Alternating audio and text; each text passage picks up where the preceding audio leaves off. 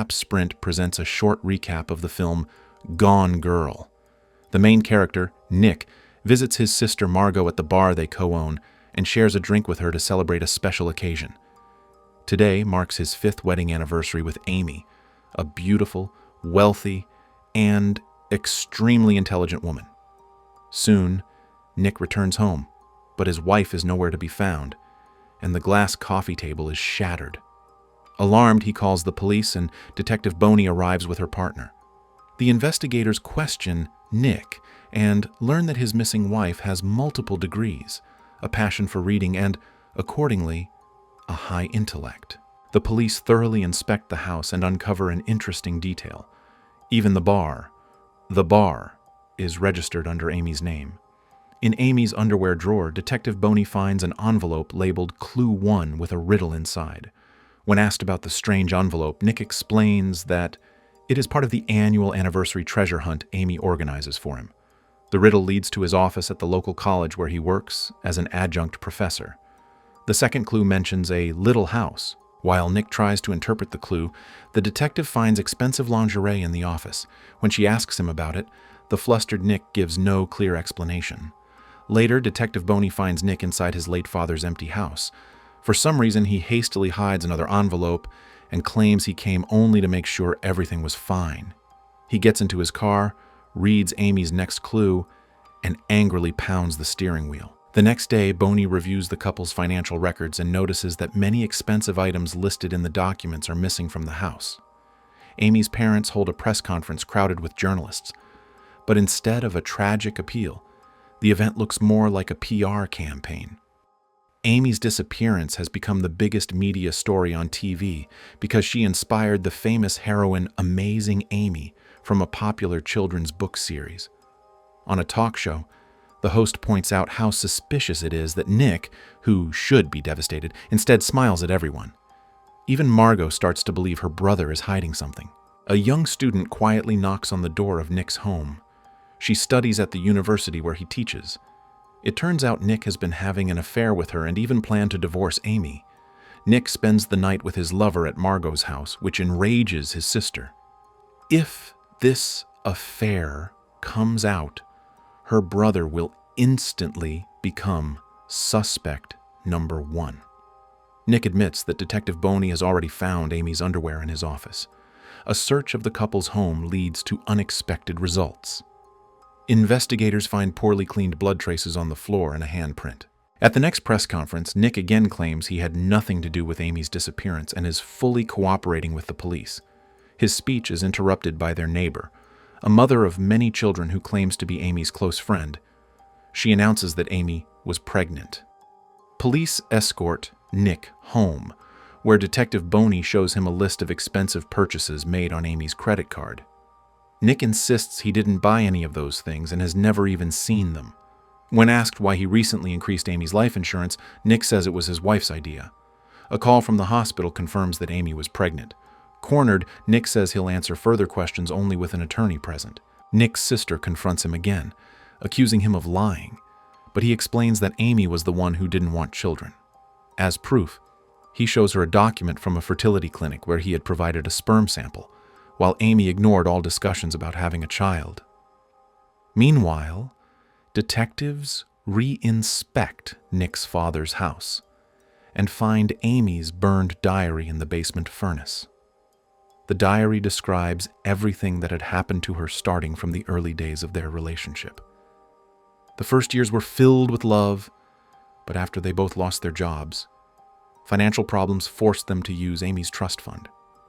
Because of his mother's illness, Nick insisted they move to his small hometown. Nick began spending Amy's money on expensive items, drinking heavily at the bar she bought for him, and stopped paying attention to his wife, even though she desperately wanted a child. One day, Nick lost his temper and shoved her, causing her to fear for her life. She bought a gun and began hiding it under her pillow. While detectives read Amy's emotional diary, Nick decodes his wife's final clue, which leads to the place where she had hidden his anniversary gifts. He opens the old shed on Margot's property and is horrified to find dozens of expensive items purchased with Amy's credit card. This is the moment where viewers can pause and watch the movie themselves as spoilers begin. Meanwhile, the film reveals that Amy is actually alive. She staged her own disappearance and carefully planted evidence to make police believe Nick murdered her. Amy secretly befriended the nosy neighbor, feeding her stories about Nick's aggression. She created the illusion of financial troubles, increased her life insurance, and forged Nick's signature.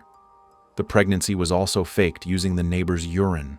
On the morning of their anniversary, Amy waited for Nick to leave, staged the crime scene by smashing the table, draining her own blood onto the kitchen floor, and clumsily wiping it, as if Nick had tried to clean up. The final step in her elaborate setup was the fake but believable diary.